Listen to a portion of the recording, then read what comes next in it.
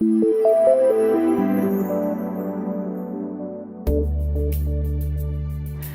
you're watching Addleshaw Goddard's Employment Channel.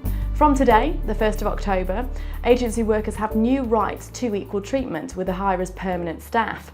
And we're going to focus on this topic in today's special programme. Richard Yeomans, a partner in our employment team, and Sarah Harrop, a managing associate, consider the key features of the agency worker regulations and discuss practical steps for employers on how to best minimise associated costs. So, the much anticipated agency worker regulations come into effect from today. They've been a long time coming and have certainly come in for their fair share of criticism, haven't they? I think that's right, Sarah. Only a few months ago, the government was talking about watering down the regulations. Feedback from business was that this was too much red tape at precisely the time that the economy doesn't need it. The bulk of temporary workers are in the UK, and that's really been because traditionally it's been seen as a cost-efficient way of hiring labour to cover seasonal work or absence of permanent staff. One rather shocking survey has found that with the increase in costs from the regulations, we may see up to 500,000 agency workers laid off between now and Christmas. Which is a really shocking statistic, isn't it? I mean, the key point is that with effect from today, agency workers are going to be entitled to largely the same rights in some areas as permanently recruited staff. I mean, it's the biggest shake-up that we've had of temporary work of the temporary workforce, and it's potentially going to increase costs significantly for employers.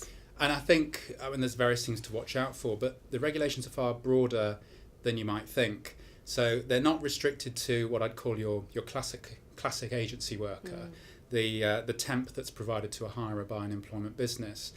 For example, if you've got a client with a group structure and they have a group company that has a bank of staff that it then hires across the rest of the group, even that kind of scenario could be caught by the regulations. I mean, it's also important for clients to be aware that agency workers will have some rights from day one. That's to things like access to information about job vacancies, also access to the staff canteen, childcare, transport facilities, that sort of thing.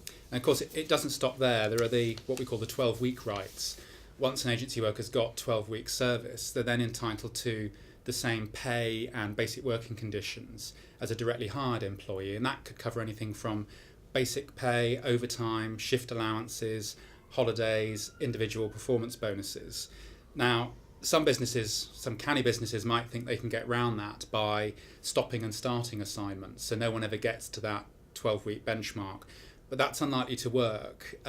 First of all, breaks of less than 6 weeks don't count. They don't take you as an agency worker back to day one. But also there are specific anti-avoidance measures. And other types of absences like holidays and sickness absence, those also don't reset the clock. They don't take the agency worker back to day one. I mean, it's important for businesses to be aware of what will happen if they breach the regulations. The penalties are potentially severe. We will obviously have to wait to see how the case law develops in this area, but employers do face the risk of a raft of tribunal claims under these regulations, and in some areas the employment tribunal is able to award whatever compensation it considers to be just and equitable in the circumstances in light of the breach. And on top of that, they can impose fines of up to £5,000. That's like a penalty per employee, per agency worker. So the liability is really quite significant. So have you had many queries from clients? I mean, I certainly have had quite a few about the regs. Yes, and I think what I've been asking clients to focus on in the first instance is to audit their use of agency workers. How many they're using, how many are going to reach this 12-week benchmark. And once they've conducted that audit, you can then think about ways of reducing costs, potentially reducing your use of agency workers. I mean, in terms of reducing costs, that's where possibly amending bonus schemes comes in. You talked earlier about performance-related bonuses falling under the remit of the regulations, and so looking at the way that bonuses are calculated is something that employers could think about doing. The other thing in terms of an audit is to look at your use of agency workers and whether or not you need them and are using them for 12 weeks, and just to monitor what exactly you're doing. Though, of course, you've got to be careful of the anti-avoidance provisions. Yes. Alternatively, you could think about choosing your permanent, directly hired employee. Who's going to be that comparator for equal pay purposes? So some employers could consider having a 12-month starter rate, a lower pay rate for new joiners, and use that group as their comparator group for the equal pay. I mean, I think that's a really good idea. The other, another option that would work for a large employer might be to think about having its own bank of employees that it could draw on, like its own agency almost.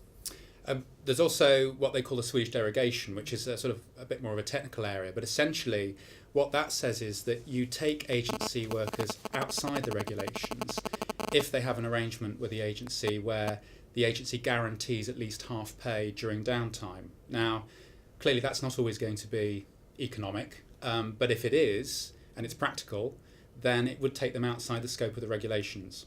I mean, I think all in all, the regulations are likely to increase cost for businesses, but provided that businesses are aware that they are here and that they need to have a think about how they're using agency workers going forward, then hopefully they'll be able to mitigate some of the costs. Thanks Richard and Sarah. We've prepared a more detailed note on the agency worker regulations, and you can access this by clicking on the link below the screen. If you have any questions at all on the regulations, please do not hesitate to contact us, either through your usual Addleshaw contact or by clicking on the Contact Us box to the right of the screen. That's all for today from Addleshaw Goddard's Employment Channel. Thank you for watching and goodbye.